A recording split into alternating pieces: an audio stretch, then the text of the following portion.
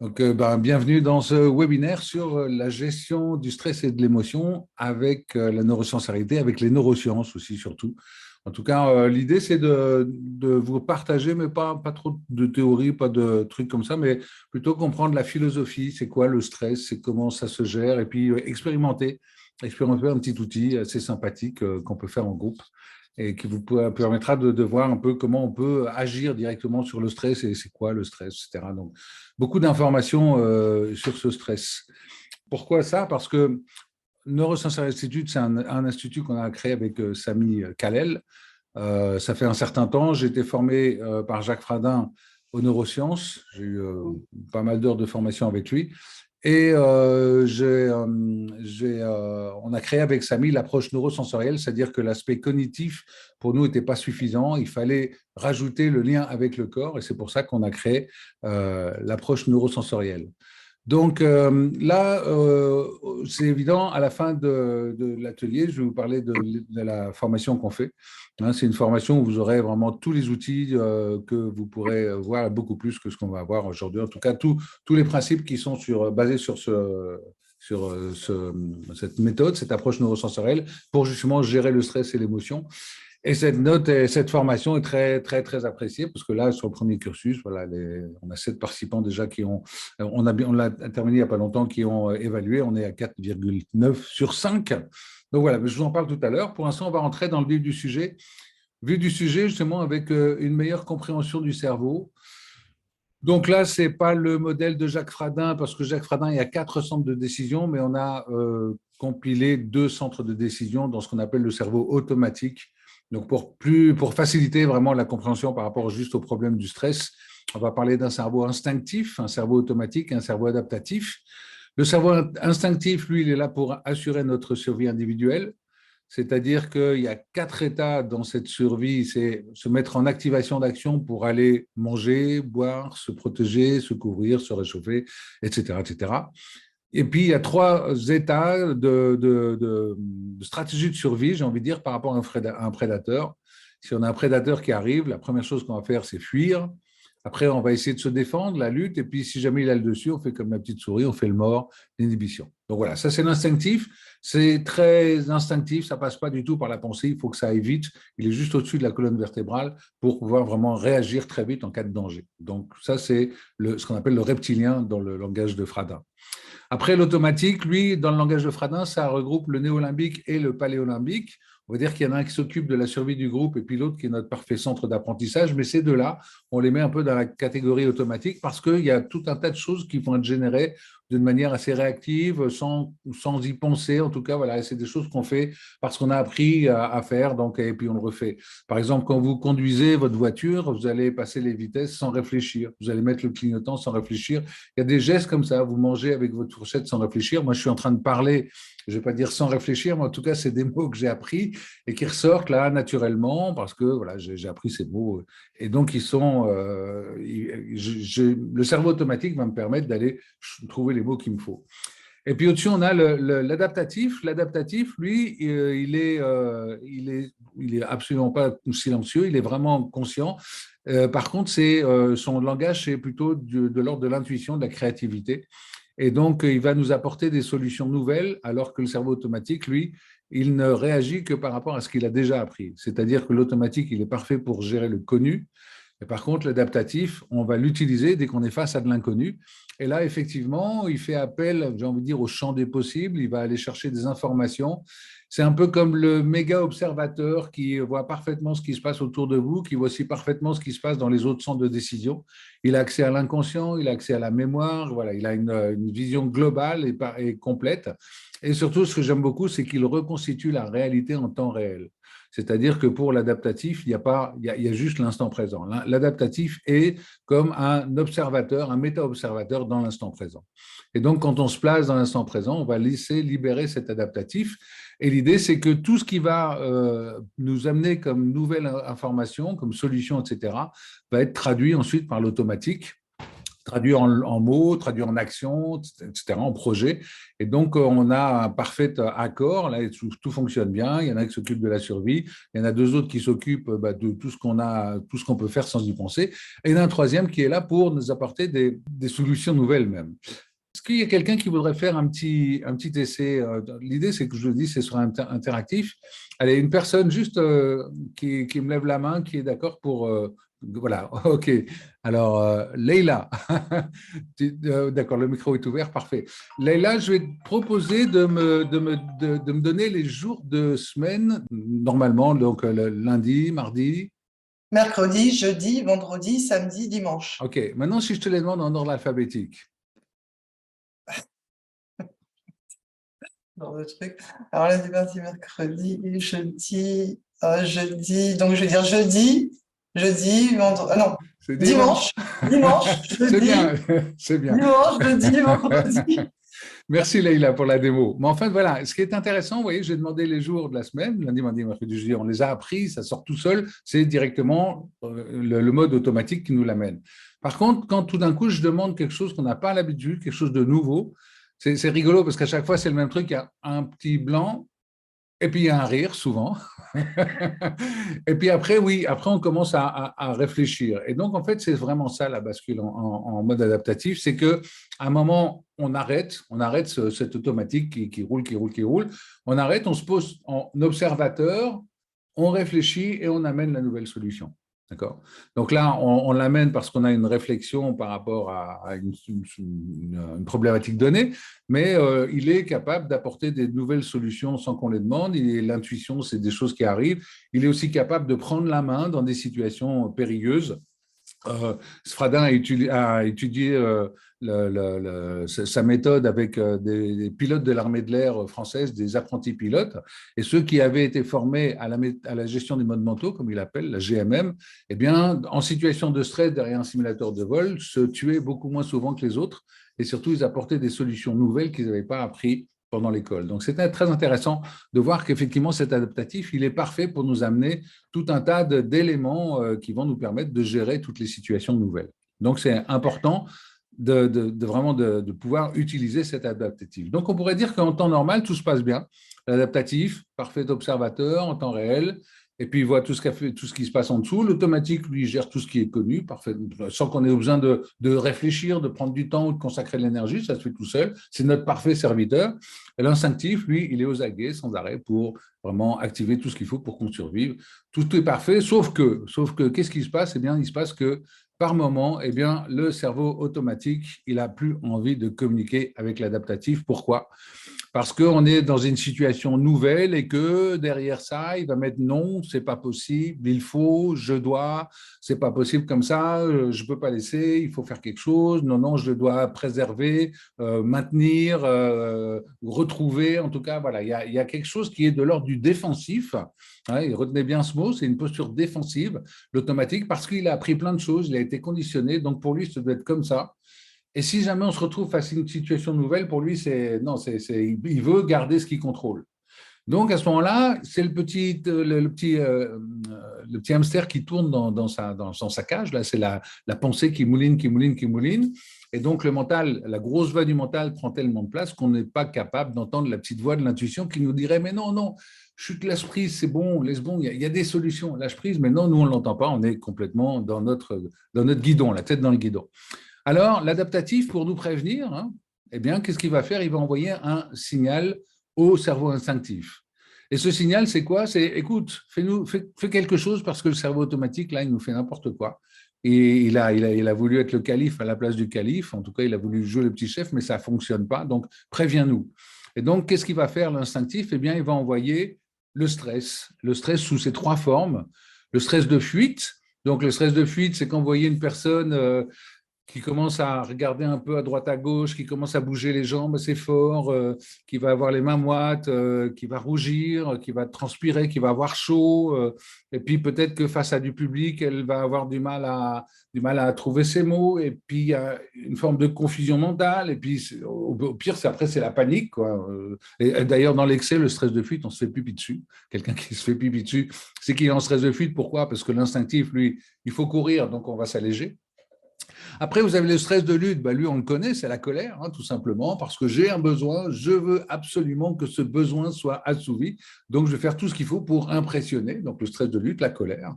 Et puis, le troisième stress, c'est le stress d'inhibition, c'est le découragement. C'est des grands soupirs, j'ai l'impression d'avoir couru 45 km, là j'en peux plus, j'ai plus qu'une envie, c'est d'aller me coucher. Il y a une montagne devant moi, mais je ne sais pas comment je vais faire. Donc ces trois stress, c'est intéressant de vraiment les comprendre parce qu'on va les gérer différemment, surtout dans la gestion du stress de l'autre. Avec la méthode de Fradin, on est capable de gérer le stress chez l'autre aussi. Donc, ces trois stress sont là et c'est intéressant de voir comment ils se manifestent. Ils se manifestent principalement à partir du ressenti corporel. C'est-à-dire qu'on est dans un mode défensif et du coup, ça se contracte, la respiration est plus courte, il y a le battement cardiaque qui s'accélère, il y a les épaules qui se tendent, la nuque, peut-être les mâchoires, le ventre, enfin voilà, il y a tout un tas de symptômes dans le corps qui vont nous dire qu'on est en stress. Et donc, en fait, c'est quoi le stress selon Jacques Fradin, et je suis tout à fait d'accord avec lui, c'est un signal d'alarme. C'est un signal d'alarme qui est en train de nous dire que l'automatique n'est pas dans une interprétation appropriée de la situation. Ou en tout cas, où que les pensées ne sont pas appropriées, que l'interprétation n'est pas adaptée. Et donc, quelque part, qu'il faut qu'il arrête de vouloir à tout prix résoudre la situation pour lâcher prise et puis s'adresser un peu, laisser la place à l'adaptatif qui, lui, va apporter des nouvelles solutions. Et quand on dit constructif, oui, c'est ça. L'automatique, c'est non, je vais à tout prix garder ça, etc. Alors que constructif, c'est l'adaptatif. Il y a une situation. OK, par rapport à cette situation, qu'est-ce que je peux faire pour trouver une solution, pour améliorer? Et là, on n'est pas du tout dans la même dynamique. Le corps va être beaucoup plus calme. Je suis OK, je suis ici, je suis neutre. L'émotion est peut-être neutre, mais par contre, oui, j'ai une forme d'enthousiasme pour avancer vers ce que j'ai envie de créer, d'apporter comme solution par rapport à cette situation. Alors que le mode défensif, c'est vraiment, je suis tendu, je refuse, je suis englué dans mes pensées. Et du coup, voilà, je ne suis pas capable de gérer quoi que ce soit et le stress arrive. D'accord? Donc, quand le stress se manifeste et se manifeste à travers tous les pores de notre peau, j'ai envie de dire de notre corps, eh bien, c'est qu'on est en mode défensif. Donc, notre pensée n'est pas appropriée à la situation. Donc, effectivement, le stress se manifeste par des sensations corporelles et ces trois types de stress vont nous permettre de reconnaître, tiens d'ailleurs, voilà, est-ce que je suis plutôt, alors le sentiment de fuite, le stress de fuite, ça commence par un léger sentiment d'angoisse, d'anxiété, quoi, plutôt. Pourquoi? Parce que je suis dans cette situation, mais je n'ai pas forcément envie d'y être, donc j'ai envie de bouger. Hein, le stress de fuite, c'est quoi? C'est bouger. Je veux bouger. C'est pour ça que d'ailleurs que mon corps, il bouge partout. Et donc, il y a ce sentiment d'anxiété qui va grandir jusqu'au moment où ça va me mettre en situation de panique. Okay, le stress de lutte, par contre, là, c'est l'envie de diriger la personne parce que j'ai un besoin. Ce besoin doit être assouvi. Donc, c'est vraiment les muscles tendus, c'est tous les gestes brusques, etc., parce qu'on va vouloir impressionner. Et puis, le stress d'inhibition, c'est au contraire, c'est tout mou, c'est l'apathie, il n'y a plus de force, le regard vers le bas, la voix toute faible, ou le silence, et voilà, et là, il y a plus rien. Donc, c'est un peu, on pourrait dire, donc l'anxiété, l'impatience, hein, le stress de lutte commence par l'impatience, parce que, bon, il faut que ça avance, là, OK, donc j'ai besoin qu'elle est là, donc je vais commencer à m'impatienter. Et le stress d'inhibition commence par le découragement et le découragement avec ce soupir qui arrive assez fréquemment.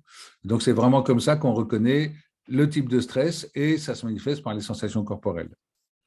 L'écoute du corps stoppe le blabla du cerveau automatique. Pourquoi? Parce qu'on va amener cette pensée qui est non appropriée par rapport à la situation, on va l'amener à se concentrer sur ce qui se passe dans le corps. Donc, quelque part, on ramène la pensée sur une constatation de ce qui se passe ici et maintenant dans l'instant présent. D'accord?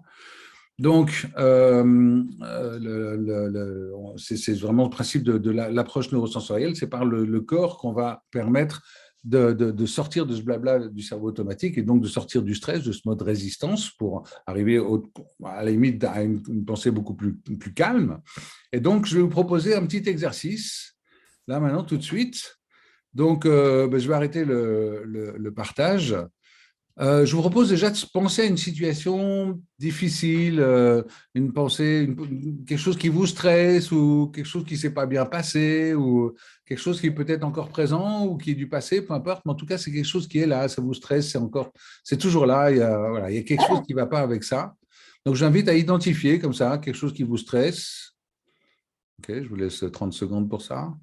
Voilà, ça peut être un conflit avec quelqu'un, ça peut être une insatisfaction par rapport à un résultat, ça peut être, je sais pas, en tout cas quelque chose qui vous stresse, qui vous déplaît, ça peut être dans le monde, hein, ça peut être, peu importe, des événements dans le monde ou des situations, peu importe.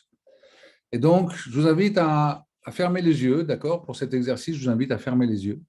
Ne vous inquiétez pas, je n'irai pas appliquer votre sac ou votre portefeuille. Et je vais vous donner une série d'instructions que je vous propose de suivre du mieux que vous pouvez. D'accord? Donc, essayez pas de tout faire. Et d'ailleurs, vous ne pourrez pas. Donc, ce n'est pas grave si vous ne faites pas tout. Par contre, je veux dire, essayez de faire du mieux que vous pouvez. Vous allez suivre ma voie et vous allez faire du mieux que vous pouvez. D'accord? Vous ne pourrez pas tout faire. Donc, voilà, pas de stress. Essayez simplement de faire du mieux que vous pouvez. Donc, vous revivez cette situation, tous les éléments de cette situation, le lieu, les personnes, les sujets, les conflits. Vous pouvez même imaginer comment ça aurait pu être pire. Vous imaginez le pire du pire dans cette situation, que rien ne va, rien ne se résout, rien ne va bien. Et vous ressentez que ça vous fait ce que ça vous fait dans le corps. D'accord? C'est peut-être un peu en train de se contracter dans les mâchoires, dans la gorge, dans la poitrine. En tout cas, vous ressentez donc corporellement tout ce que ça vous fait de revivre cette situation. D'accord? Vous êtes en train de faire un scan. Et maintenant, tout en étant parfaitement donc, dans ces sensations, je vous propose d'écouter un son dans la pièce où vous êtes. Un son, ça peut être je sais pas, un bruit de fond, ça peut être je sais pas, un bruit, peu importe. En tout cas, vous voyez, il y a un son, vous écoutez un son dans la pièce, à vous de trouver le son. Et donc, en même temps que vous écoutez tout à fait, très attentivement ce son, eh bien, vous allez aussi écouter un deuxième son. Donc, ça peut être un deuxième son dans la pièce. Hein, il y a peut-être quelqu'un qui parle à côté. Ça peut être ma voix aussi. Ça peut être un autre son qui vient, qui repart.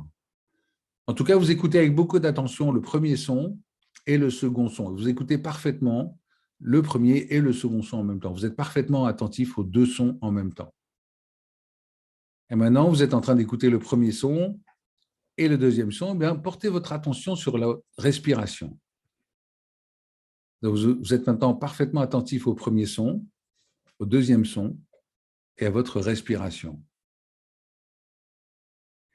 Et vous êtes maintenant, tout en étant parfaitement attentif au premier son, au deuxième son et à votre respiration, vous allez porter votre attention sur le poids de votre corps sur le siège.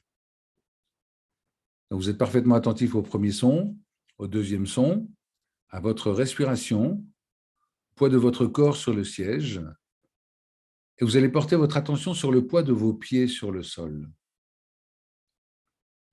Et vous êtes maintenant parfaitement attentif au premier son, au deuxième son, à votre respiration, au poids de votre corps sur le siège, au poids de vos pieds sur le sol. Et quand je vous le dirai, mais pas avant, quand je vous le dirai, vous ouvrirez vos yeux et vous regarderez un point fixe. Vous ouvrirez les yeux, vous regardez un point fixe en face. Donc, vous regarderez ce point fixe avec beaucoup d'attention, tout en étant parfaitement attentif au premier son, au deuxième son, à votre respiration, au poids de votre corps sur le siège et au poids de vos pieds sur le sol. Vous pouvez ouvrir les yeux.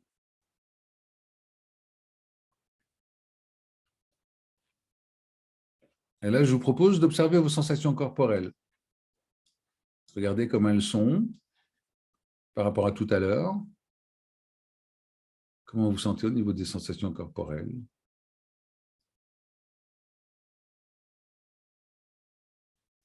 Et là, je veux bien que vous me partagiez qu'est-ce que vous avez pu constater avant, après, c'était comment?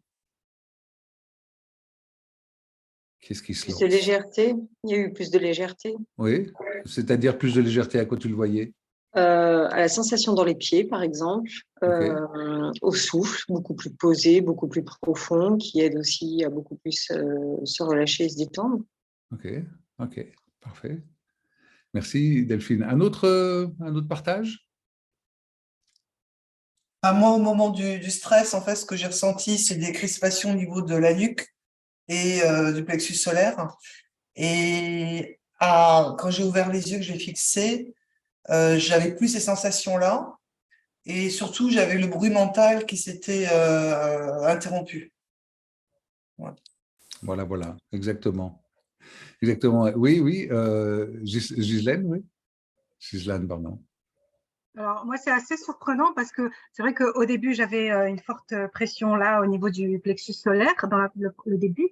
Et puis, avec donc la tension au sens, c'est vrai que j'avais plus rien dans le mental, enfin, plus autre chose que les 5 consignes. Mais en ouvrant les yeux, je me suis rendu compte que mes yeux pleuraient. OK. OK. C'est sûr que c'est la première fois que ça m'arrive. J'ai déjà pratiqué ce genre de choses. Et là, c'est vraiment, c'est comme si j'avais coupé le mental et en même temps, mon corps a continué. OK. Et ces pleurs, ils venaient dire quoi? Pardon? Les pleurs, ils venaient dire quoi?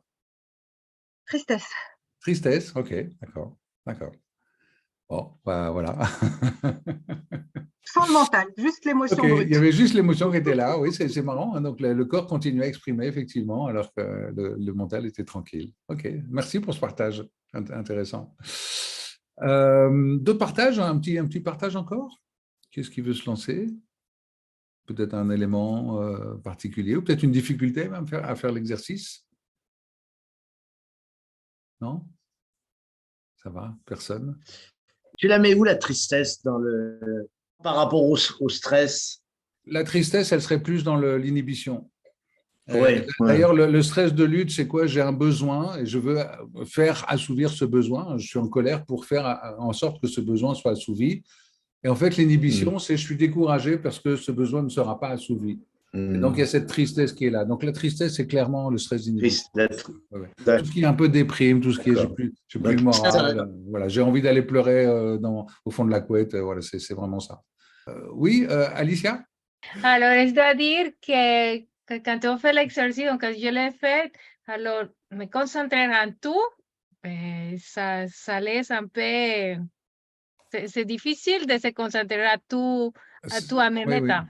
C'est pour ça que je vous ai dit, voilà, ne vous crispez pas à vouloir à tout prix vous concentrer sur tout, parce que si vous essayez de vous dire vraiment, il faut que je me concentre sur tout, et puis que non, ça va pas, il faut que je me concentre, il faut, je dois, vous êtes totalement en cerveau automatique, hein, dans ce il faut, je dois. Le cerveau automatique, c'est il faut, je dois. C'est toutes les contraintes qu'on va se mettre.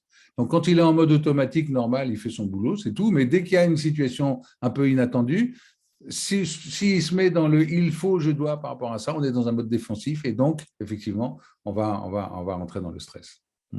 D'accord, ok. Merci beaucoup. Merci, avec plaisir. Donc, je vais reprendre les slides. Donc, effectivement, le multisensoriel, on est parti dans l'observation. Alors, il n'y a pas 5 sens, il y en a 3. Et du coup, qu'est-ce qu'on a fait? On a déconnecté la pensée qui était en lien avec cet événement difficile et qui vous avait créé le stress, ok? On a déconnecté cette pensée et du coup, le stress est parti. Donc, ça veut dire quoi? C'est un axiome, c'est que le stress, la pensée va directement alimenter le stress. Donc, la première chose à regarder, est-ce que je suis en mode plutôt défensif ou est-ce que je suis en mode adaptatif, constructif? Et on va voir que, oui, le mode défensif, de toute manière, va déclencher le stress. Donc, l'observation des 5 sens, ça coupe totalement cette pensée qui était en mode défensif. Ça nous remet parfaitement dans l'instant présent. On est dans l'instant présent, c'est parfait. Du coup, le reptilien, lui, il arrête d'envoyer le stress parce que tout va bien. L'adaptatif, c'est OK, on est dans l'instant présent, c'est réaligné, nous, avec nous, ici et maintenant. D'accord? Avec cette observation des 5 sens. Est-ce que quand on est dans le stress, Olivier, on va passer soit par exemple de la colère, on passe les différentes étapes là dont tu parlais. Il y a un sens, c'est-à-dire qu'on va passer peut-être d'abord dans la fuite ou la lutte et après, l'étape d'après, c'est l'inhibition ou alors on peut passer sur… il y en a qui passent directement sur l'inhibition. En fait, on va tomber dans un stress plutôt en fonction de la situation. Je suis dans une situation où je ne me sens pas bien, stress de fuite. Je suis dans une situation où j'ai un besoin à assouvir, stress de lutte. Je suis dans une situation où j'ai l'impression d'être face à une montagne ou alors, voilà, je n'y arriverai jamais, donc je fais le deuil quelque part, et bien là, c'est le stress d'inhibition. D'accord, mais on peut être dans la lutte et après basculer dans l'inhibition. Exactement. Je suis en colère et puis tout d'un coup, je tombe dans la plus grande tristesse. Oui.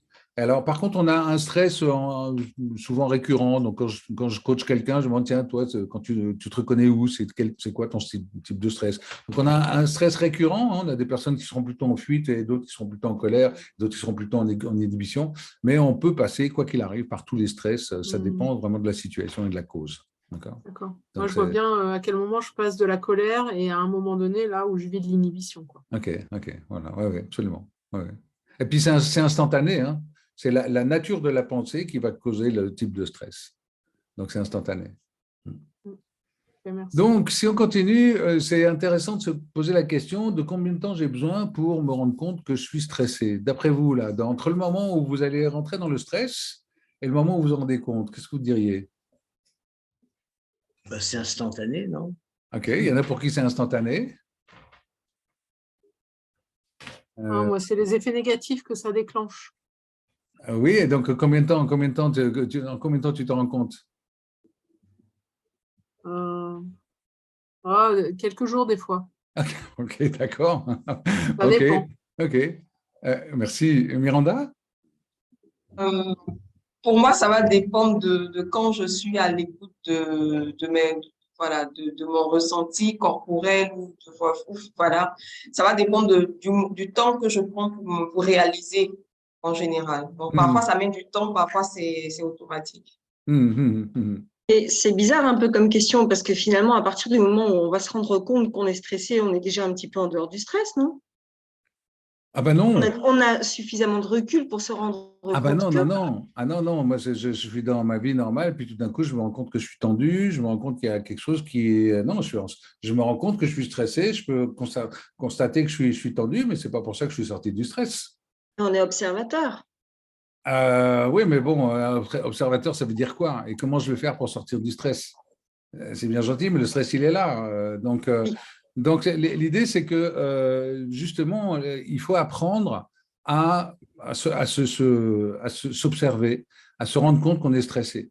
Et là, l'idée, c'est que… Une question, Olivier, excuse-moi. Oui, pardon. Excuse-moi de t'interrompre, parce que sinon j'ai oublié. L'anxiété, tu mets ça dans du stress d'inhibition. Est-ce que l'anxiété, c'est une forme de stress? Stress de fuite. Oui. Ah, c'est stress de fuite? Oui, l'anxiété, oui. J'ai envie de quitter la situation, ça ne me va pas. Situation physique ou situation psychique, hein, peu importe. Hein. Stress de fuite, l'anxiété, oui. Donc voilà. Donc l'idée, c'est que souvent, quand je coach des personnes, de combien de temps tu as besoin pour te rendre compte que tu es en stress? Je peux avoir effectivement 1 heure, un quart d'heure, quasiment instantané ou plusieurs jours, effectivement.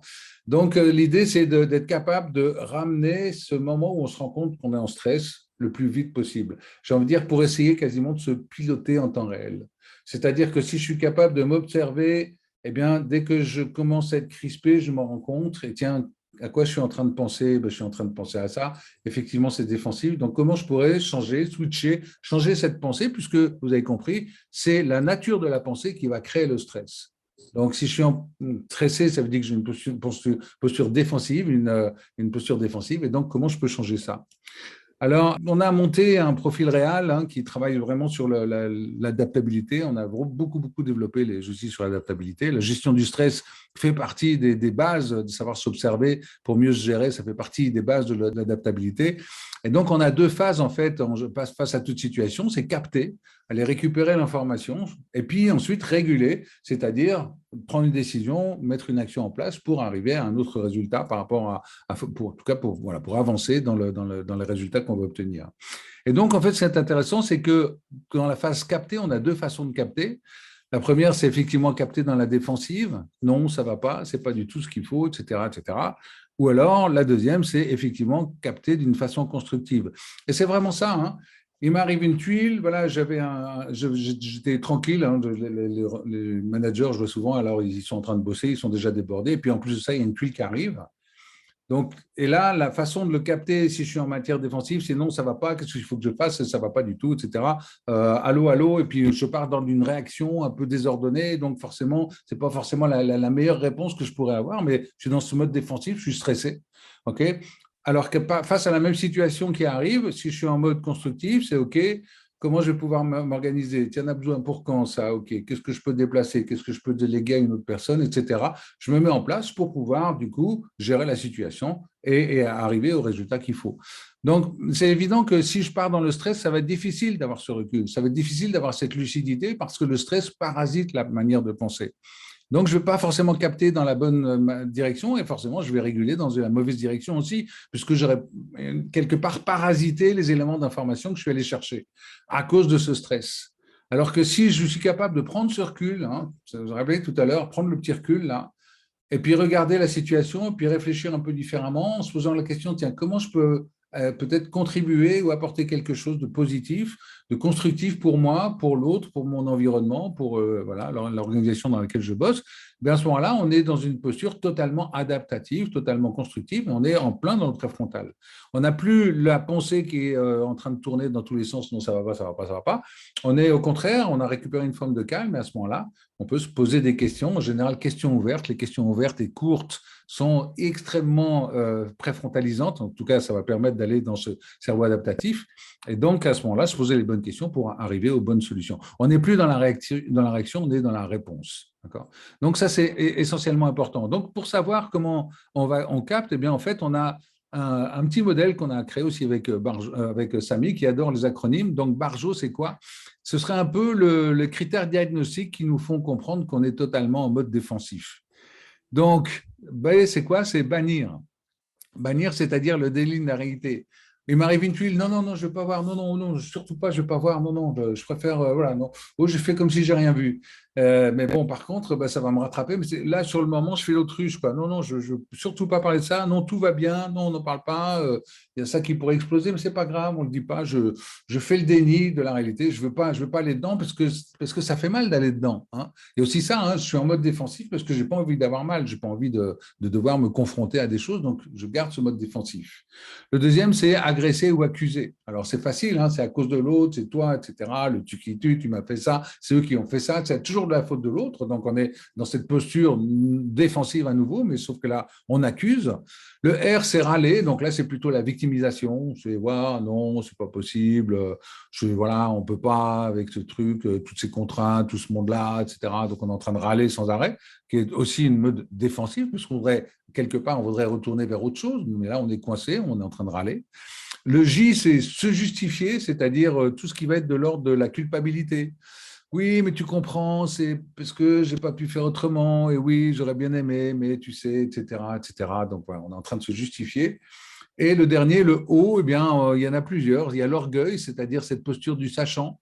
Non, tout va bien, de toute façon, je sais manier, je sais ce qui se passe, etc. Donc, je ne veux même pas aller voir, je ne veux même pas aller explorer parce que je suis persuadé de savoir, sauf qu'à la sortie, je vais me casser la figure. L'obstination, c'est justement ce petit hamster qui est sans arrêt en train de tourner, parce que voilà, il faut à tout prix, il faut. Et l'oubli, c'est l'oubli qu'on a moyen de faire autre chose, qu'on a moyen de justement prendre ce petit moment de recul pour passer en mode adaptatif. Et donc, pour prendre le petit moment de recul, justement pour passer de ce mode réactif au mode constructif, eh bien, on a donc cet axiome qu'il faut commencer d'abord par s'observer, par apprendre à s'observer. Parce qu'à partir du moment où on est capable justement d'avoir réduit cet écart et d'être capable de s'observer quasiment en temps réel, ou même s'il y a 5-10 secondes, c'est pas grave, hein, je veux dire, mais en tout cas, on a pris cette habitude d'être observateur de soi-même, c'est-à-dire comment on le fait? Eh bien, on l'a fait en automatisant dans notre cerveau automatique la fonction « va voir comment je suis ». Va voir, mets-toi un observateur, va voir comment je suis, quelque part. Et donc ça, vous savez, quand on dit une nouvelle habitude, c'est 21 jours pour prendre une nouvelle habitude, on peut très bien apprendre au cerveau automatique à se mettre en observateur. Et avec ça, on a créé un outil avec Samy, et encore un acronyme, merci Samy, qui est la MAP. La MAP, c'est-à-dire, c'est l'outil, j'ai envie de dire, de base de l'adaptabilité, l'outil de base de la gestion du stress, l'outil de base de la gestion relationnelle, de tout, parce que c'est apprendre à se mettre en posture d'observateur grâce à la MAP. Et donc, c'est quoi la MAP? Eh bien, on va regarder, il y a 3 dans cet acronyme, il y a le M, c'est le mental, c'est-à-dire, on va dire, je fais un arrêt, là, je suis en train de regarder à quoi je suis en train de penser, Alors, ce n'est pas histoire de se dire, oui, c'est pas bien de penser ça ou je ferais mieux que je pensais ça. On ne sera pas en train de se juger, parce que sinon, on est à nouveau dans un comportement barjot. Mais non, là, on est plutôt dans, OK, est-ce que c'est des pensées défensives ou constructives? Est-ce que c'est des pensées qui me servent ou pas, quelque part? Et donc, on va juste regarder la nature des pensées, défensives ou constructives. Après, le A, c'est l'affect, c'est-à-dire dans quelle émotion je suis. Donc, il est probable que si je suis avec des pensées défensives, je vais plutôt être dans une émotion de colère, de tristesse, de honte, etc., de culpabilité, peu importe. Voilà. En tout cas, alors que si je suis en posture défensive, constructive, ça va plutôt être, voilà, c'est cool, soit c'est neutre, soit voilà, j'ai une forme d'enthousiasme, je suis content, j'y vais, voilà, j'avance, etc. Et puis, le M, c'est le physique, c'est-à-dire le ressenti corporel. Donc, comment il est mon physique? Effectivement, si j'ai une pensée défensive, vous avez compris que ça va être contracté, un peu ce que vous avez vécu tout à l'heure avec l'exercice, alors que si j'ai une pensée qui est constructive, eh bien, mon physique sera totalement détendu. Donc, apprendre à s'observer, c'est apprendre à s'observer à travers cette carte, la map, c'est une carte en anglais, la map de notre état intérieur. La carte, c'est la map, c'est la carte, enfin, la map, c'est la carte de notre état intérieur. Et donc qui permet vraiment à chaque fois d'avoir une vue très claire de là où on en est. Et c'est intéressant de la faire plusieurs fois, de la refaire, parce que c'est comme ça qu'on apprend au cerveau automatique à se mettre en posture d'observateur. Et à partir de ce moment-là, on va pouvoir apporter les bonnes réponses, on va pouvoir utiliser les bons outils pour sortir du stress. Et d'ailleurs, dans les outils qu'on a mis au point, donc, il y a ce que j'appelle le kit anti-stress, c'est-à-dire que d'abord, j'apprends à m'observer, à observer simplement, j'apprends à faire la map. Après, je vais utiliser un outil en utilisant la sensation corporelle pour sortir du stress. Et il y a des outils qui partent, ça part en 5 minutes, en 5 secondes, pardon, c'est vraiment rapide. Et puis ensuite, je vais pouvoir au contraire mettre une pensée qui va me booster. Une petite pensée mantra du style « tout va bien, ça va bien se passer, j'ai ma bonne étoile avec moi, c'est bon, c'est cool, on y va, etc. » Une pensée qui va être positive, une pensée qui est vraiment vraie pour moi, parce que c'est ça qui va me donner envie d'avancer. Donc, voilà, être capable de voir qu'on est en stress, appliquer les outils nécessaires pour sortir du stress le plus vite possible grâce à la sensorialité, et ensuite, changer la pensée, remettre une pensée qui est vraiment boostante, de manière à retrouver l'énergie dans le corps. Et ça fonctionne très, très bien. Oui, Ghislaine. Merci. Oui, ça se prononce Ghislaine, mais ça ne me dérange pas s'il y a un G. Juste une chose, est-ce que l'ordre est important? Est-ce qu'on doit forcément commencer par observer ses pensées, ensuite l'émotion et ensuite le physique, ou est-ce qu'on peut commencer parfois par le marqueur corporel d'abord, qui va nous amener comme porte d'entrée vers peut-être l'émotion et après le mental? Peu importe. Les 3 éléments font partie de la carte. Donc, j'ai envie de dire, peu importe. Des fois, je vais me rendre compte que je suis en stress parce que, au contraire, j'ai mon ressenti qui s'est contracté. D'ailleurs, c'est souvent le premier signe. Quand on est vraiment capable de s'observer et qu'on observe son corps, le corps, il dit tout. La map, ça correspond donc à la façon constructive. Non, la map, c'est l'outil pour s'observer. Donc, pour observer, est-ce qu'on est dans une posture négative, enfin défensive ou constructive? C'est une façon aussi de lutter contre cet ego, il faut, je dois, etc. De toute la manière, oui. À partir du moment où on est en train de s'observer, on sort de la pensée, et donc à ce moment-là, on est effectivement plus dans une posture adaptative, absolument. Mais en tout cas, oui, la map, c'est le fondement, j'ai envie de dire, le fondement. On ne peut pas si on n'est pas capable de s'observer. D'ailleurs, je crois que c'est le slide d'après. Ah non, le slide d'après, c'est l'émotion. Donc, on ne peut pas se gérer si on ne sait pas s'observer. Il faut être capable d'abord de s'observer pour ensuite appliquer les outils nécessaires. Donc, on va dire que la map fait partie du processus, mais ce n'est pas la map en elle-même qui est reliée à quelque chose de constructif. La map, c'est le constat. Je suis en train de faire un constat sur dans quel état intérieur je suis à ce moment-là précis. D'accord. Et d'ailleurs, c'est rigolo, oui, parce que j'avais une personne qui est venue me voir en coaching, qui disait, ouais, de toute façon, j'ai toujours des idées négatives et tout, sans arrêt, je voudrais que ça change, etc., etc.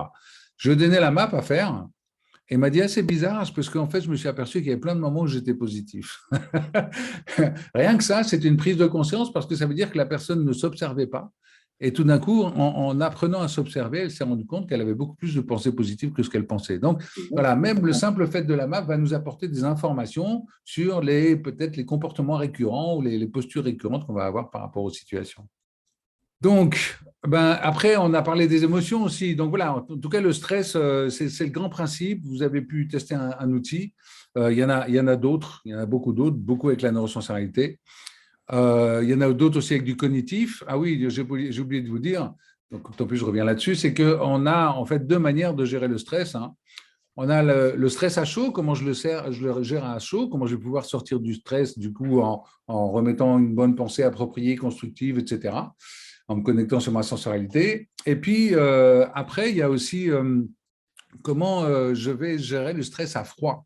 C'est-à-dire qu'à partir du moment où, je vais arrêter le partage d'écran, en fait, ce qui est intéressant, c'est de se dire que le stress, donc, va arriver quand on a une pensée qui n'est pas appropriée.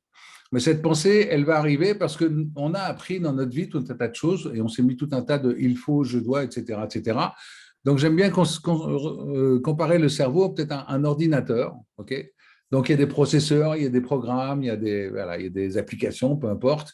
Et puis, il y a un disque dur pour mettre la mémoire. Et puis, dans ce disque dur, mais il y a même une partie cachée, là, c'est l'inconscient. OK.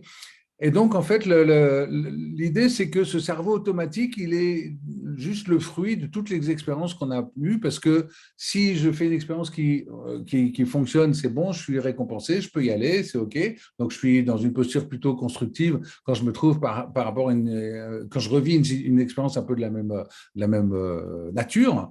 Alors que si j'ai compris qu'il y avait des choses qu'il ne faut pas faire, et bien du coup, je vais tout faire pour ne pas les faire. Donc c'est là que je vais me stresser, c'est là que je vais me mettre en mode défensif.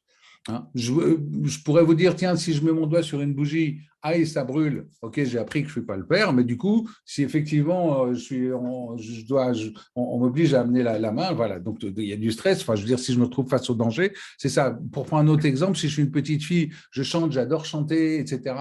Et puis mes parents me disent, arrête de chanter, tu nous énerves, sinon tu vas t'en prendre une. Bon, ok, j'arrête de chanter, sauf que du coup, je ne chante plus. Et peut-être qu'un peu plus tard, je suis au lycée, puis je chante là, dans les toilettes, et puis il y a une copine qui me dit, ouais, dis donc, tu chantes vachement bien, toi. Ah bon, oui, oui. Eh, écoutez comme elle chante bien. Donc là où j'ai pensé que j'allais être puni, et donc du coup, j'arrête de stresser, de chanter, et puis ça me stresse de chanter, eh bien, du coup, je me rends compte que je vais être récompensé, puisqu'a priori, je suis apprécié. Du coup, je vais me repermettre de chanter. Donc, on a vraiment cette capacité de modifier le conditionnement du cerveau. D'accord? Et ça, c'est la gestion du stress à froid. Et là, pareil, Fradin a mis en place des outils magnifiques. Il y en a qui s'appelle le pack aventure. C'est un peu compliqué à vous expliquer, mais on travaille un peu sur les polarités. C'est-à-dire qu'on pourrait dire que moi, le respect, c'est vachement important, mais l'irrespect, je ne supporte pas. Donc, ça veut dire que quand je suis face à de l'irrespect, du coup, je vais tomber dans le stress parce que je ne supporte pas, mode défensif, etc. Eh bien, l'idée, c'est d'apporter de la nuance. La nuance, c'est-à-dire de se dire, OK, le respect, c'est bien, ça reste une valeur que j'apprécie. En même temps, un peu d'irrespect, peut-être que de temps en temps, ça ne fait pas de mal. Et donc, on a baissé cet écart, on a baissé notre niveau de stressabilité. C'est ça, la stressabilité, c'est l'écart entre ce que je veux et ce que je ne supporte pas. Et plus il est grand, plus je vais me stresser. Et du coup, on l'a baissé, du coup, je vais être capable de voir la situation différemment. Pour vous prendre un exemple, ce niveau de stressabilité, moi, si je suis un enfant et que j'adore les chiens, j'ai un toutou qui arrive vers moi, je dis alors mon toutou, comment ça va? Moi, oui, mon toutou, je le caresse et tout, stress égale 0. Donc, stressabilité égale 0, donc stress égale 0. Alors que si j'ai peur des chiens parce que je me suis fait mordre ou que mes parents m'ont dit attention les chiens, attention, eh bien je vois arriver le chien et là c'est le même stresseur, mais mon stress il est à 10, du coup je rentre ma stressabilité est à 10, pardon, donc je rentre en stress maximum. Donc c'est intéressant de voir qu'on peut diminuer cette stressabilité et ce qu'on appelle la gestion du stress à froid. Il y a plein d'outils pour ça, pour permettre de travailler, donc de reformater, d'enlever les bugs, de refaire les mises à jour, d'enlever les programmes obsolètes, etc., pour justement graver des nouvelles expériences qui vont permettre de mieux s'adapter parce qu'on aura une meilleure acceptation des situations, on a plus de flexibilité parce qu'on a diminué notre stressabilité. Et ce qui est intéressant, c'est que quand on diminue la stressabilité sur un point, eh bien, c'est un peu comme un oignon. Hein. Donc, on va enlever une autre couche d'oignon. Au fur et à mesure qu'on enlève les couches d'oignon, eh bien, c'est toute la stressabilité qui va se baisser, qui va revenir à un petit oignon, tranquille, pour faire un petit oignon blanc pour faire de la cuisine. C'est bon, ça, en plus. Et donc, du coup, on est capable d'appréhender toutes les situations avec une bien meilleure capacité de rester serein, lucide, etc., etc. Pour vous dire, j'avais une personne qui avait vraiment vécu un gros trauma au niveau familial et qui était vraiment à fond dans l'émotion, etc. Et donc, avec cet exercice-là, en 3 semaines, elle était capable à nouveau de se retrouver face aux autres personnes. Voilà, je ne vais pas rentrer plus dans le détail, mais sans être dans l'émotion, sans être dans le stress. Et donc, elle était capable d'interagir et de se défendre d'une meilleure manière qu'avant, où dont elle partait immédiatement. Donc, on peut vraiment jouer sur cette stressabilité, baisser la stressabilité, de manière à permettre à la personne d'être beaucoup plus adaptative dans n'importe quelle situation, parce qu'on n'est plus en mode défensif. On a lâché toute la stressabilité, toute la défensive, toutes les importances, j'ai envie de dire, toutes les fixations. Et donc, on est plus capable de s'adapter à ce qui arrive. Donc, c'est un point fondamental. Et on est d'accord que le type de protocole là, dont tu parles, du style Pack Aventure, ou même les exercices de polarité, là, comme on fait notamment dans la formation avec Samy, parce que je l'avais fait, en fait, on ne peut pas se l'appliquer à tout seul. C'est quand même plus compliqué. Il faut être accompagné là-dedans quand même. Si c'est le pack aventure avec les polarités, j'apprends à mes coachés à le faire en toute autonomie. J'en fais faire tout 2, seul 3. Oui. Et je leur dis, vous en faites 2 par soir. Et en 3 semaines, il y a vraiment du résultat. Oui, ça fait 10-12 minutes. On fait 6 minutes pour un pack aventure. Après, on a l'habitude, ça va vite. Et on arrive vraiment à nettoyer, à baisser la stressabilité. Et non, sincèrement, tous les outils qu'on apporte, on essaye de faire en sorte que la personne puisse les faire en toute autonomie. C'est des outils simples, directement applicables. Et donc, la personne doit être capable de les appliquer toute seule. Moi j'ai une question, Olivier. Oui. Il y a pourtant quand même une forme de stress qui est on en parle de plus en plus, le eustress, je crois qu'ils appellent ça comme ça, qui est une forme de stress qui est plutôt dynamique et qui permet de trouver des solutions et qui permet d'être motivé justement par rapport à des actions. Donc, comment Fradin fait la différence entre ce stress que je dirais positif et puis le stress négatif? Bon, en fait, j'ai envie de dire, le stress positif, on est dans une posture constructive, on y va, on fonce, on avance. Donc, ce n'est pas vraiment du stress, c'est plus l'adrénaline, c'est la poussée d'adrénaline, c'est la pression. Alors oui, c'est vrai qu'on est à fond dedans, quoi, à fond dedans. Donc, on pourrait dire peut-être qu'on est tendu, etc. Mais en tout cas, on est beaucoup plus dans le fait d'aller vers un résultat. Alors que le stress néfaste, je veux dire, c'est vraiment le stress parce qu'on est dans une posture défensive et qu'on ne bouge plus. Ouais. On est plus dans cette posture de… Voilà, on a un autre point de vue. C'est vraiment qu'on a un point de vue différent en fonction des deux. Oui, absolument. OK. Donc maintenant, on va aller… je vais continuer, je vous remets le partage. Donc, je voulais parler des émotions. Donc, c'est toujours l'approche neurosensorielle. On va gérer les émotions avec le corps. Pourquoi? Parce que, en fait, l'émotion, c'est emotion. Je décris pour ça. Pourquoi? Parce que c'est de l'énergie en mouvement. L'émotion, c'est de l'énergie qui se met en mouvement dans le corps. Et alors, le principe de l'émotion, c'est quoi? C'est qu'à un moment, on a eu un trauma, d'accord? Un trauma, je ne sais pas, l'enfant qui se fait disputer, qui subit une injustice. Donc, il subit cette injustice et puis, alors, soit il peut pleurer ou être en colère, etc. Ça va lui permettre d'évacuer un peu toute l'énergie de cette injustice, etc. Il va pouvoir l'exprimer, la sortir. Soit il dit rien, il la garde pour lui, c'est un peu schématique ce que je vous dis, mais c'est pour vous expliquer le principe. À ce moment-là, ce trauma, c'est l'énergie qui reste à l'intérieur du corps et qui va se transformer en traumatisme. C'est-à-dire qu'il y a comme de l'énergie négative qui est là, qui est engrammée dans les cellules et qui n'attend qu'une chose, c'est d'avoir un peu une situation récurrente un peu de la même nature que celle du trauma. Pour quoi faire? Pour se remettre en mouvement. Donc, cette énergie qui est là, qui est celle du traumatisme engrammée dans les cellules, n'attend qu'une chose, c'est pour se remettre en mouvement, c'est de revivre une situation un peu similaire à celle du trauma. Et donc, l'idée, c'est que autant l'enfant qui pleure ou qui est en colère, il a pu l'évacuer, autant nous, bizarrement, on ne va pas l'évacuer, on reste avec, on va l'éviter. Non, il ne faut pas que je sois en colère, non, il ne faut pas que je pleure, non. Bon, allez, je respire un grand coup, donc je ne vais pas vivre l'émotion. Et donc, du coup, cette émotion, elle reste toujours là, et à chaque fois qu'on est dans des situations un peu récurrentes, ça revient. Donc, on a une charge émotionnelle à l'intérieur de nous qui est liée à ces traumatismes. On a des charges, il y a des personnes qui ont peu de charges émotionnelles, il y en a d'autres qui en ont énorme. Des personnes qui sont très sensibles au niveau de l'émotion, c'est parce qu'il y a un bon paquet de traumatismes, en tout cas, qui sont là. Il y a des situations qui ont été très mal vécues, qui ont amené donc toute cette énergie qui est là et qui ne demande qu'à s'exprimer dès qu'on est face à des situations récurrentes. Donc, comme c'est de l'énergie, l'idée, c'est que cette énergie, elle se manifeste dans le corps. L'idée, c'est qu'on va utiliser le corps, justement, pour évacuer cette énergie. Et à nouveau, dans notre approche neurosensorielle, je sais plus, tu as dû le faire avec Samy, je ne sais plus ton prénom, pardon. On avait ce protocole OOPS, et donc tu pourras témoigner qu'en fait, le OOPS, c'est quoi? C'est qu'on se met en présence. OOPS, c'est quoi? C'est, à nouveau Samy, ouverture aux obstacles par la présence sensorielle.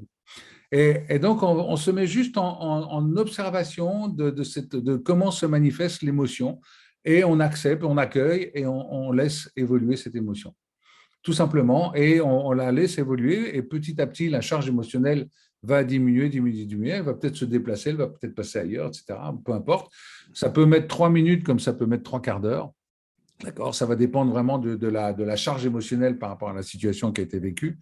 Mais quand on fait ça, on élimine définitivement l'énergie négative de l'émotion. Et là, parce on a laissé cette énergie du traumatisme se sortir, on l'a accueillie, on l'a écoutée, on l'a laissé s'exprimer. Et du coup, une fois qu'elle s'est exprimée, elle est partie. Ma fille, par exemple, elle avait peur des araignées. Et donc, j'ai fait, imagine une situation où elle était dans une pièce et puis il n'y avait qu'une sortie, et au-dessus de la porte, il y avait une araignée. Et donc, voilà, je lui ai fait vivre comme si elle devait s'approcher au fur et à mesure de l'araignée. Il y avait toute l'émotion qui s'exprimait. Et puis, à un moment, eh bien, elle m'a dit, tiens, c'est marrant, parce que tout ce que je ressens là, c'est comme si ça faisait des petites fourmis qui partent dans les pieds. Et en fait, c'était vraiment cette énergie du traumatisme qui était en train de partir, comme dans le sol, comme des petites fourmis. Et effectivement, après, la peur des araignées avait vraiment baissé de manière vraiment remarquable. Donc, c'est parce qu'on va accueillir cette émotion qu'on va pouvoir sortir de cette énergie du traumatisme et donc, du coup, avoir une bien meilleure capacité à traverser les émotions et à se libérer des charges émotionnelles négatives. Voilà ce que je voulais dire. Alors, on ne va pas le faire maintenant parce que c'est trop… Voilà. C'est plus dans le cadre d'un atelier qu'on va se permettre de le faire, mais là, il est déjà tard en plus. Mais voilà, ça fonctionne vraiment bien. Ça permet vraiment de libérer définitivement des charges. Comme quand on bosse sur la stressabilité, on va se libérer totalement. On est un autre homme à la sortie. D'ailleurs, il y a des participantes là qui ont bien goûté aux outils et qui peuvent témoigner que voilà, en quelques semaines, quelques mois, on voit les choses totalement différemment. On devient serein. Exactement, serein, adaptatif, plus calme, plus souriant. Quelque part, on élève notre niveau de conscience parce qu'on est déjà plus conscient de soi. Et du coup, on a moins cette automatique qui tourne en boucle, etc., et qui nous déconnecte de nous-mêmes. Et donc, on va beaucoup plus se connecter aux autres, beaucoup plus se connecter à l'environnement. En tout cas, il y a un véritable changement. On ne voit plus les choses de la même manière parce qu'on a juste fait ce que je vous ai dit là, entre le stress et l'émotion. Et du coup, on arrive vraiment à vivre la chose totalement différemment. Donc là, je vous ai résumé des outils qui changent la vie des personnes, vraiment, totalement. Effectivement, on libère les charges émotionnelles négatives grâce à l'écoute du corps. C'est toujours cette approche neurosensorielle. Pourquoi? Parce qu'on a fait l'alliance des outils cognitifs de Fradin avec la sensorialité du corps. On est allé chercher tout un tas de protocoles dans différentes approches et on a monté tout ça, des beaux outils qui fonctionnent bien. Tout ça dans le but de, effectivement, augmenter notre capacité adaptative, puisque c'est la grande thématique. Nous, au Neurosciences Institute, on travaille sur l'adaptabilité avant tout. Donc, l'idée, c'est, voilà, il y a cette formation. On a une très bonne note, comme je vous ai dit tout à l'heure, c'est vraiment gérer le stress et l'émotion avec les neurosciences. Donc, pour en dire un peu plus, c'est 3 modules de 2 heures, donc ce n'est pas énormément de temps. Donc, on a d'abord du e-learning, vous avez accès à un niveau, vous avez des vidéos pour vous expliquer le fonctionnement du cerveau, le mode automatique adaptatif, etc. Donc, le stress, le mode résistance, comment ça se fonctionne. Donc, déjà pour avoir un peu des connaissances. Après, on va faire le premier atelier sur le stress et l'émotion à chaud, c'est-à-dire les niveaux, les outils essentiels justement pour être capable, ce fameux kit anti-stress, de sortir du stress rapidement et de se rebooster, et puis aussi de gérer cette émotion et de la laisser libérer les charges émotionnelles négatives. Donc ça, c'est le premier module. Après, le deuxième module, c'est on va durablement baisser la stressabilité, c'est-à-dire travailler sur le stress à froid. Donc, avec des outils justement qui vont permettre de sortir de ce stress, de diminuer sa stressabilité pour être beaucoup plus serein en toute occasion. Et puis, troisième atelier, on a un bel outil, justement, on va travailler sur les 6 dimensions du préfrontal. Les 6 dimensions, c'est l'acceptation, accepter les choses, la curiosité, c'est-à-dire pas rester dans une vision toute faite, mais la posture du sachant, mais au contraire être curieux. Après, c'est nuancer, hein, comme je vous ai dit tout à l'heure, par rapport au stress. Après, c'est relativiser, sortir de nos visions un peu trop, voilà, de nos croyances, de nos certitudes, pour voir qu'il y a d'autres moyens de voir les choses. Et puis ensuite, c'est l'opinion personnelle. Non, d'abord, réflexion globale, avoir vraiment une vue globale sur tout ce qu'il faut, sur tous les tenants, les aboutissants. Et ensuite, qu'est-ce que je vais dire par rapport à ça, mon opinion personnelle, comment je vais m'affirmer pour ensuite aller vers la résolution du problème. Donc, c'est un peu tout ça qu'on va voir dans ce troisième atelier. On a une plateforme qui est unanimement plébiscitée. Vous avez systématiquement le replay. Vous voyez, avec le timing, là, pour tous les webinaires, vous avez ça. Vous avez aussi des vidéos complémentaires avec des PDF en plus qui vous permettent d'avoir d'autres informations. Vous avez des protocoles qui sont vraiment détaillés avec tout ce qu'il faut pour pouvoir les appliquer tranquillement avec vos clients ou pour vous. Vous avez aussi à chaque fois des travaux dirigés, hein, donc on a un tasking et on encourage vraiment les travaux en groupe, c'est-à-dire que voilà, les personnes, on préorganise des groupes avant la formation de manière à ce qu'elles puissent interagir entre elles. On a un groupe Telegram et du coup, tiens, qu'est-ce qu'il libre tout à l'heure pour faire un exercice, etc. Et c'est important parce que la pratique, c'est ce qui va permettre vraiment d'intégrer et de reformater le cerveau adaptatif. Après, oui, et puis pour terminer, on a un quiz. Donc, c'est-à-dire un quiz, voilà, vous avez 5 questions en général et il faut répondre au quiz pour valider le niveau. Et donc, ça vous permet quelque part une bonne petite révision. Et nous, par rapport à Calliope, etc., parce qu'on est Calliope, ça permet de dire qu'effectivement, on a bien vérifié que vous avez bien acquis les compétences nécessaires pour chaque niveau. Vous avez un niveau par atelier. Donc, à chaque nouvel atelier, vous avez un nouveau niveau qui est ouvert. Donc, ça, c'est la plateforme. On vous donne pour cette formation 2 bonus. Déjà, c'est le profil réel. Donc, vous êtes sûrement nombreux à ne pas l'avoir fait. C'est le profil qui va vous permettre de mesurer vos 16 et 24, quelque part même, compétences adaptatives et d'avoir donc des pistes pour booster les compétences adaptatives qui sont les plus faibles. Donc, ça, c'est le profil. Donc, il mesure vraiment cette adaptabilité. Et un entraînement, voire qu'on vous donne aussi un entraînement sur 4 semaines. Vous avez tous les jours de la semaine un petit exercice à faire. Et aussi, ça va participer à faire en sorte que vous puissiez vous mettre en observateur. Voilà, ça va participer à l'automatisation de votre capacité à vous observer et donc à vivre de manière plus sereine et plus fluide. Donc ça, c'est tout le contenu de la formation. Donc 3 ateliers de 2 heures. Là, le prochain cursus, c'est le 19. Voilà, on commence le lundi 19. Après, c'est le lundi 26 et le lundi 3 juillet. Donc 19, 26 et 3 juillet. Donc le tarif, 320 €. Vous pouvez payer en 2 fois, vous pouvez payer en 3 fois. On propose volontairement d'abord des tarifs plutôt bas et en même temps de permettre l'échelonnement des paiements. Pourquoi ? Parce qu'on pense que ces outils sont nécessaires. En tout cas, je suis convaincu qu'à travers les grands bouleversements qu'on est en train de vivre dans le monde, on n'a pas tellement d'autres choix que d'apprendre à se gérer et à mieux passer à travers ce qu'on vit. Là, on voit, le niveau de stress augmente, il y a de l'incertitude, etc. On le voit partout. Donc, c'est des outils qui sont essentiels. Donc, notre but, c'est avant tout de diffuser. Et donc, voilà, comme je vous disais, tous les ateliers sont enregistrés. Et donc, si vous voulez vous inscrire, voilà, je vous mets le lien dans le chat, d'accord ? C'est toi qui les animes, Olivier, ou c'est Samy ? Non, c'est moi qui anime. Il y a cette urgence, hein, comme tout à l'heure, j'ai voulu démarrer le webinaire et j'avais un petit problème technique. Mais en même temps, il y a la capacité, oui, je sens le stress, mais la capacité de prendre le recul pour apporter les bonnes solutions. Et ça vaut de l'or, j'ai envie de dire. Donc, c'est vraiment c'est la base de tout. Quand je parle d'adaptabilité, quand on est capable de s'observer, on peut tout de suite apporter la réponse qu'il faut et donc se gérer et sortir du stress. Donc, sinon, des questions, des remarques, des commentaires, votre feeling sur ce que je vous ai présenté, qu'est-ce que vous avez envie de dire ? À un moment, tu as dit reformater l'adaptatif. C'était un lapsus ou c'est…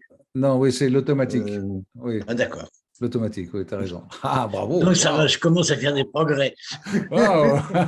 Reformater l'automatique, oui. L'adaptatif n'est pas reformaté, il est le parcours. Non, il faut le laisser créatif, celui-là. Il faut le laisser. faut laisser vadrouiller celui-là. Il est dans l'observation en temps réel. Oui, absolument. Absolument. Merci pour cette rectification, Olivier. Moi, je dirais que c'est, en tout cas pour les coachs, ça me paraît être une formation super. Effectivement. On peut pas, non, mais on peut pas ignorer ça, c'est pas possible. Ouais. Et même avec le profil réel, ça me paraît. Ça fait plusieurs fois que je suis des conférences. D'ailleurs, je commence à modifier mes articles dans LinkedIn en t'empruntant des trucs, tu sais, voilà, parce que je les pense vraiment. Ça correspond à des réponses à faire dans les articles. Excellent, excellent. Moi, j'ai une petite question, Olivier. J'ai fait avec Samy donc la formation, j'ai fait le EQ 1 et 2. Est-ce que la formation que tu proposes là, c'est une bonne piqûre de rappel et qui peut jamais faire de mal, c'est évident, ou est-ce que je vais explorer d'autres choses parce que je pense qu'il y a quand même pas mal de choses que j'ai dû voir déjà. Je suis pas sûr que tu veux les 6 dimensions du préfrontal dans l'EQ 2. On l'a peut-être fait vite, enfin fait vite. En introduction, en tout cas, vu. Je sais pas si je te parle pyramide moyenne exigence. Ouais. Bah après, c'est des choses qu'on n'a pas creusées et on est allé plutôt sur des exercices. Oui. D'accord. Non, c'est. D'ailleurs, il y a des élèves qui ont fait la formation de coach qui l'ont refaite aussi et qui ont apprécié la piqûre de rappel aussi. Donc, oui. Quoi qu'il arrive, c'est une piqûre de rappel. Et encore une fois, c'est des outils essentiels. Je suis d'accord avec toi, Olivier. On ne peut pas se passer de ces outils, quoi, où là, on galère. Quoi. Et on voit des gens qui sont déprimés sans arrêt, qui sont en colère, etc. Mais quand on apprend à se gérer, à s'observer pour mieux se gérer, la vie change vraiment. C'est ce que je disais tout à l'heure. OK. C'est OK. Ce que je voulais dire aussi, Olivier, c'est que la gestion du stress et ses émotions, ça devient très crucial aujourd'hui, surtout avec le recul qu'on a avec la formation de neurosciences. Quand on est dans un environnement et qu'on observe parfois des leaders, des dirigeants avec un gros challenge avec la gestion de leur stress, on arrive à comprendre l'importance à un certain niveau de pouvoir gérer son stress et puis être aussi en harmonie avec les personnes autour de soi. C'est vraiment magique, vraiment magique. C'est vraiment pour ça que quand on parle d'adaptivité, nous, c'est l'adaptivité face au stress, de se gérer soi, l'individuel. Après, il y a l'adaptabilité relationnelle, comment arriver au consensus avec la personne, comment arriver à vraiment créer la cohésion d'équipe. Et puis, il y a l'adaptabilité organisationnelle aussi, comment organiser une équipe de manière à ce qu'elle puisse être vraiment adaptative et évoluer en fonction du terrain et que ça se fasse tout seul, j'ai envie de dire, en bonne cohésion. Donc, il y a des outils qui sont essentiels. On ne peut pas, de mon point de vue, se passer d'adaptabilité. Donc, c'est pour ça que je pense qu'on a beaucoup de choses à faire. Ensemble, je l'espère.